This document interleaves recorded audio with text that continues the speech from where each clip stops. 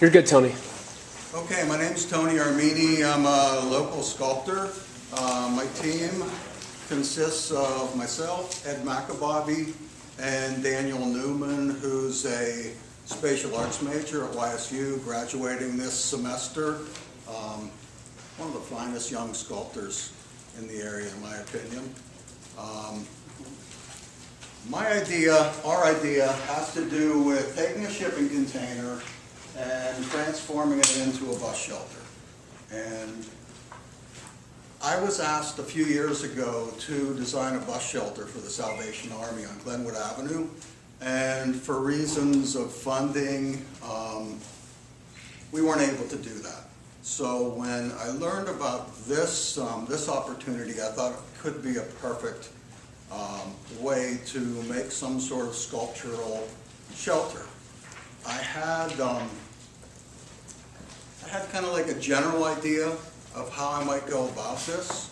I had a few people lined up that were going to assist me, and for health reasons, both of these guys had to drop out. So I came to the September meeting, team of one, with the general idea. I was introduced to Ed, who has the idea of, he has shipping containers and he wanted to do something unique with a container. So I set off then to try and figure out how you take this box, which shelters are open, how do you take this closed box and transform it into a container? So what I came up with is just if you take the back corner of the box, flip it up, that becomes the pyramid canopy of the shelter. If you take then two adjoining triangular shapes, those become the verticals, the supports for the shelter. To be determined, the shape, the panels of glass, and that's where I'm hoping Daniel Newman and myself can come up with an appropriate configuration. The site, Mahoning County Courthouse, I was introduced to Charlie Nelson, who's the consultant for WRTA.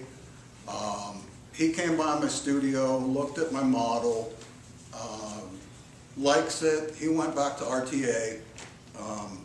Then I met with Judy Rodriguez, who's head of transportation. She came by my shop with Charlie. We talked about it. We went down to the courthouse, looked at the site. So where they're talking about is just to go in place of an existing structure, an existing shelter. So that's the evolution of the idea. Ed, if you'd like to talk a little bit about the steel, the fabrication, how that's going to take place. My name is Ed McAbobby. We've been doing construction work in the steel industry for almost 40 years now, local resident. We have a fabrication shop. Due to, just a little background, due to the economy, whatever, we tried to diversify, so we were looking at how to repurpose different things with the equipment we had, and one was an idea for containers, steel containers. So during our research, we did find out that there is a connection to, I guess, our city, which had the steel that is involved in making these containers is a special steel that is devised to be rust resistant for salt water and basically stronger than regular steel. And it is produced by U.S. Steel, which had a big presence in our area all the way up until the 1980s. For a lot of people that don't know, if you look from, we'll say, the 422 bypass, the Blue Bridge, all the way up to the 7-Eleven, that whole area was the Ohio Works of U.S. Steel. So it ties really nice into our area here, and when I met Tony and we told him what we were talking about doing, he presented his idea, and with the containers we had out there that we were looking at, we sort of took his drawings and figured out how we could do all this by cutting them apart, welding them back together, and then he would put it together with the glass or his idea of the bus stop. But we thought it was a very unique idea, and this is how we would tie it back to the history that there is some history in this to our city. As far as the community engagement, I wasn't sure how the community was going to feel about the different bus shelters. So a couple afternoons, I just put my model in a box and went down and hung out at the shelter and talked to a few people. One person wasn't even waiting for the bus. They just ducked in because it was raining for shelter. I just wondered how they felt about, I mean, would you feel any different sitting in something that's more sculptural than just a regular box? And again, really have much of a response. I like to think pyramid power might come into play. A general feeling of well-being. My friend Michael Staff, one of the people that was originally signed on that had to drop out, he's a sign maker, artist, genius in my opinion. He's going to, we're going to provide like a band of LED lighting that's indirect, where we'll paint the interior a white. So the inside is going to have pretty good glow about it in the evening.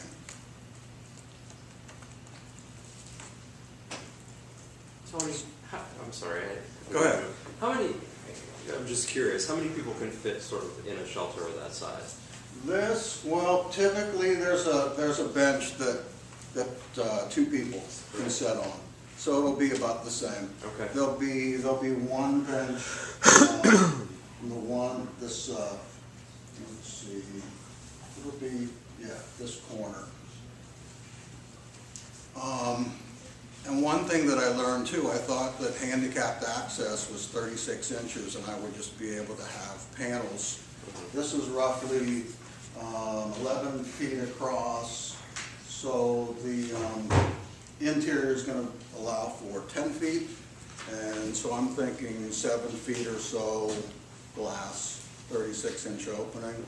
But now, due to, I don't know, something for larger wheelchairs, you have to have 52 inches. It cuts down a little bit on the amount of windscreen, but I don't think it's going to be that considerable.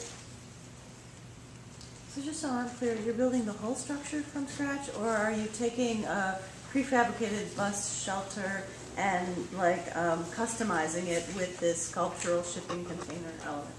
So is it the whole thing that you're making, or are you attaching something to a shelter building? The thing, well, outside of the shelter will be the framework for the glass panels, but the shelter itself is just the corner, and then the section of the side that's welded together. So the canopy is a separate unit, and the two walls are joined together.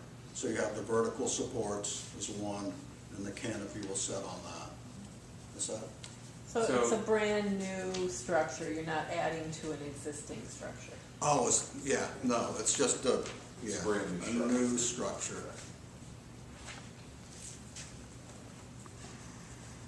And then I assume as WRTA agreed to, I mean, I'm sure they sort of maintenance and take care of any of their structures. Would they take care of the structure as well? You know, we haven't really talked about it. Yeah. I just figured that's going to be their bus. It's going to be their bus shelter. Yeah. Have they, what are their feelings about the project? The WRTA people, in terms of like having a shelter that's different from other shelters, or do they have concerns or anything about the materials, or? No, I mean, from what I can tell, they're solid behind it. And Charlie even said, I mean, that Ed and I are working on the budget, and it's pretty tight to fit it within that 18,000 mark, you know, leaving 2,000 to share between us. And he just said consider it as a prototype.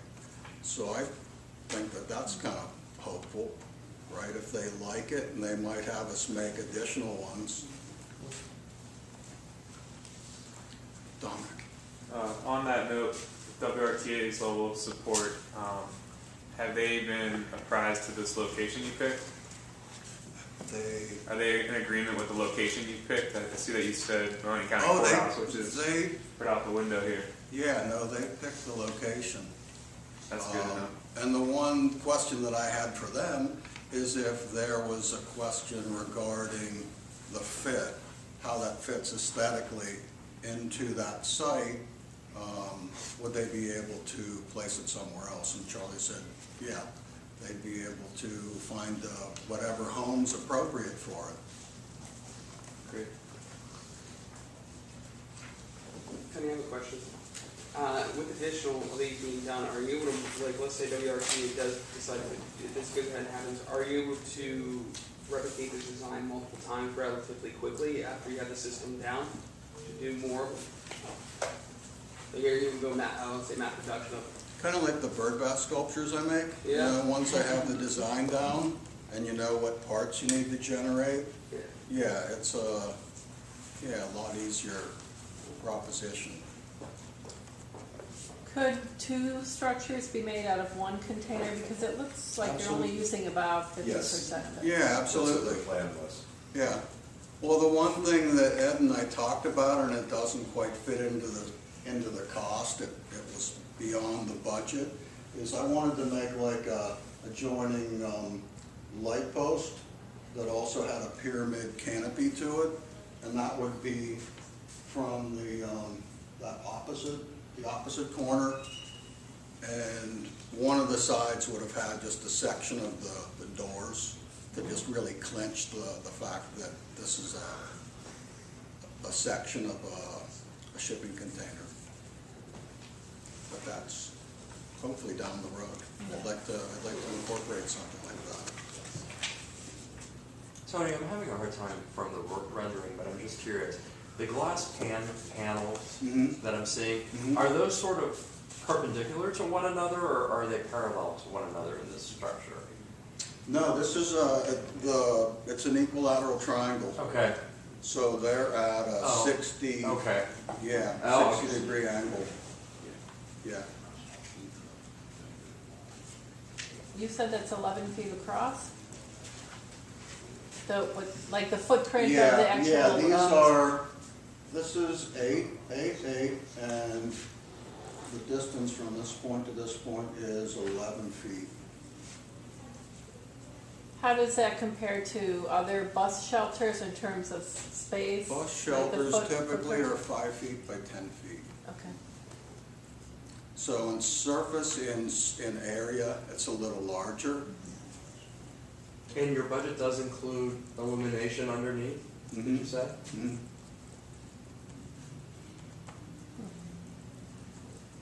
Yeah, we're right. We're right at the tip, budget-wise.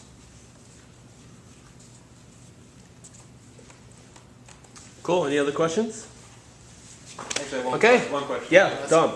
So would you be using his fabrication facility for the construction? Oh, I couldn't make it in my shop. Okay. This thing's pretty large. Okay. Yeah. So all the equipment and everything is Yeah, it's on site and it's on site. accessible? I have one question, and I don't know if this is going to be an issue or not. Maybe you can address it. With researching shipping containers, I found that noise control was a big issue because a lot of echo or whatever.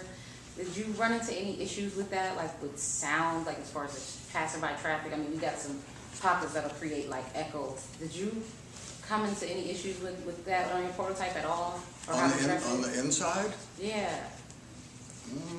I'm not sure because my model is only Okay, this so you don't have a big. cardboard prototype. Okay, I'm sorry. Yeah. In my mind, it was like okay. Yeah. All right, that's just something to think about. I mean, Oh yeah, you're gonna have some shipping sound containers, reverberation yeah, you're gonna have inside of any yeah. structure like that. yes, Yeah. yes. Because that's a lot of people that made homes out of them. That's their biggest thing now. So that's just something to think about. Maybe. But a lot of the homes are a natural container in itself, which is all four sides in there, which this is just gonna be a piece this way, piece this Yeah. way, so it'll have all that open area. Right, and that's what I mean. Like it still creates some pockets that'll hold sound. That's all. It's just something to think about. But like a plant or something that naturally could absorb some of the noise could possibly help. Just Just my FYI. I have another question also. What about the color? I'm just Yeah. curious about the color you chose. What kind of? The color, I like red. I like bright red. Well, you know, it's penguin color, you know, red, black, and white. And I remember when I went to a meeting about the coating for the Spring Commons Bridge that goes across the bottom of Fifth Avenue to Mahoning. And they wanted, red is like, yeah, it's a cool, well, not a cool color. Very warm, right?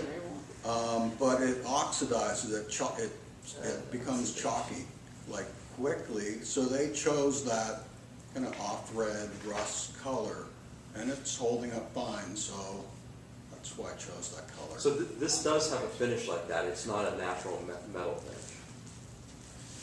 No, it'll have to be, the whole thing's gonna have to be painted. Yeah. I mean, it would have been cool if we could have just taken the original surface, the original coating, Yeah. and just kind of where the fabrication takes place, just kind of blended color, added color. Right. But it just Yeah. makes sense to paint the whole, and that's gonna be handled by Struthers Metal Service. Some friends of mine that have like a pretty large industrial shop. Yeah. It does have that Richard Serra feeling to it. That's why the color. I was wondering. The rust makes a lot of sense. Yeah, I like rust. Yeah. Well, yeah, that's why I'm in Youngstown. That's why I leave a lot of my pieces unfinished, because it's, yeah, oxidized steel, it's, yeah, that's a good look about it. Okay. All right. Thanks, Tony. thank you.